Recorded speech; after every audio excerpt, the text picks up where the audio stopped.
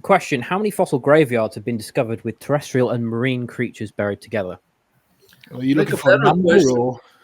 Better question would be how many of them have not had that.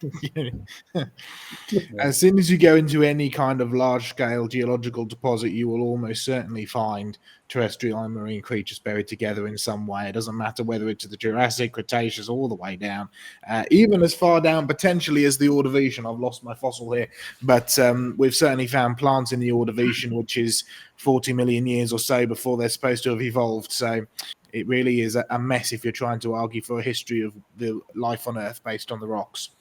But George, there's one other thing that most people miss, including most creation geologists. It's not just the mix of fossils of land and sea that matters. I've got one deposit where I take people, which has got massive, big volcanic, really ring dikes because they formed underwater.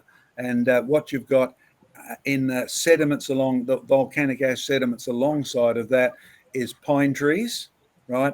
Buried pine trees, plus shallow water sea creatures, plus creatures from 3,000 meters deep, all together. So look for not only mixtures of creatures, but look for the fact that even if they're all the same sort of creature, does this sea creature float near the top? Does this sea creature float near the bottom? So it's way more available evidence of massive, catastrophic, judgmental type evidence on a global scale. And remember, there will be some fossils that are on top of mountains that have nothing to do with Noah's flood, just as there will be millions of plant fossils like this Triassic one. And the Triassic rocks, well, it simply means three colors, nothing to do with millions of years.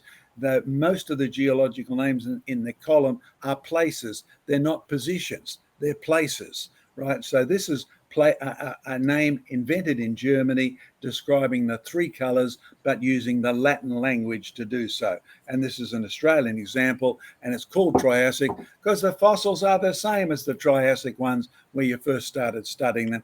Global evidence.